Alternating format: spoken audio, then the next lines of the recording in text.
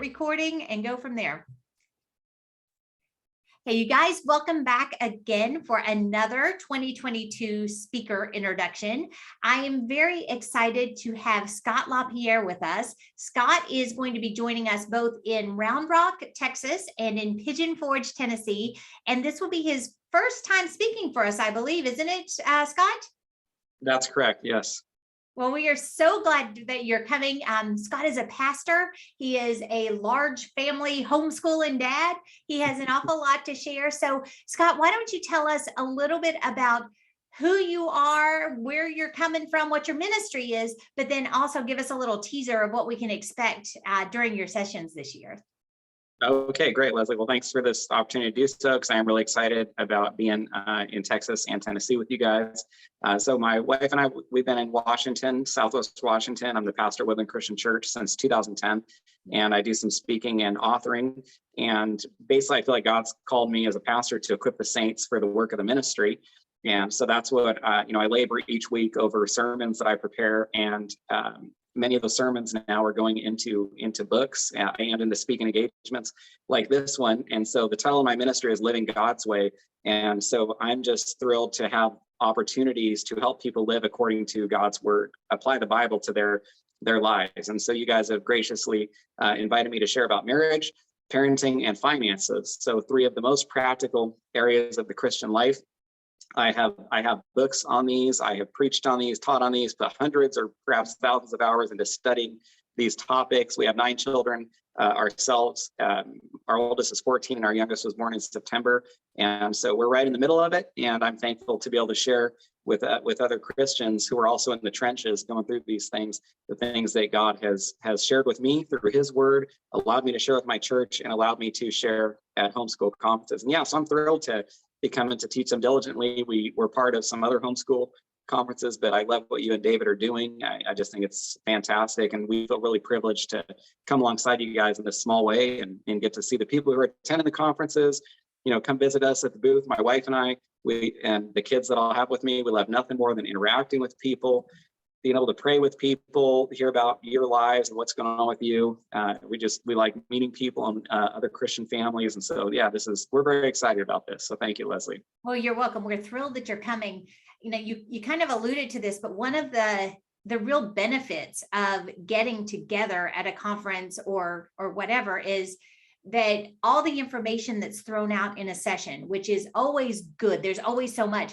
But there's so many opportunities to go deeper, to actually go to a booth or have a conversation in a hall or whatever, ask questions that are unique to your situation and get counsel and guidance and direction and insight on those very specific things, which is, it's hard to replicate that if you're just doing something virtually or, you're just corresponding or whatever. That personal interaction is so important.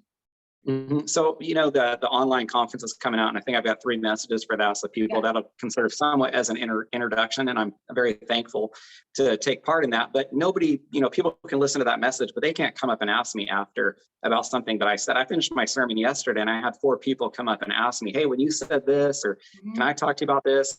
And so that's one of the real benefits of a conference in person like this is then, retiring to the booth and then spending time just talking with people and answering any questions they have about the messages that they heard. That's, Kate and I are extroverts, and there's not many things we love more than being able to interact with people that way. So we hope you will come and see us at the conferences. And if you have any questions about anything I shared, then, please, because it's not interactive when we're delivering these messages. Right. And so there are many times people come up to me after I deliver a message and I'm like, I'm really glad that you came and asked me this. In fact, I might even share a little differently next time based on your feedback. So It's a blessing for me as a teacher as well to have that interaction with attendees. Well, and I was actually going to say just that very same thing. Not only does it kind of shape what you're talking about going forward, but it also gives direction for new things to address. If you hear something over and over and over again, you start to recognize, God, I think I probably need to do some study here. And that's just a really exciting element of this type of a ministry where God uses the teachers on, the one side of the podium to really instruct and encourage the families that are there. but he uses the families in so many ways to encourage our hearts and direct what we're studying and saying, and even the direction of our ministry sometimes by their experiences. So it's just a really unique dynamic that happens on site at events. Yeah, and that can't be as thankful as we can be for online conferences. That we kind of learned during COVID the stress associated with not being with other believers, lacking fellowship. We're thankful to be able to stream at home sermons, but there's nothing like being together with other Christians, singing together, hearing God's word together, interacting with each other. So yeah, it's fantastic. We're really excited. Yeah, absolutely. And I'm so thankful for the technology that makes all of that possible. I mean, God is so good to allow us to do that. And like you alluded to earlier, we have the health and wellness virtual conference coming up at the end of February that you're participating in, and so many amazing sessions in that cover everything from nutrition and homeopathy to discipleship, and really getting in the trenches with your children and how that's going to impact your state of mind and all of these other things, your spiritual well-being. So really a great gamut of contents coming out that way. But like you said, it's the follow-up questions. It's the sitting on the couch out in the hall, or sitting there or standing there in the booth, just building a relationship and getting to know one another that takes those truths and just implants them so much deeper. Yeah, there are people that we see at homeschool conferences, and we know that's the only time in the year we get to see them.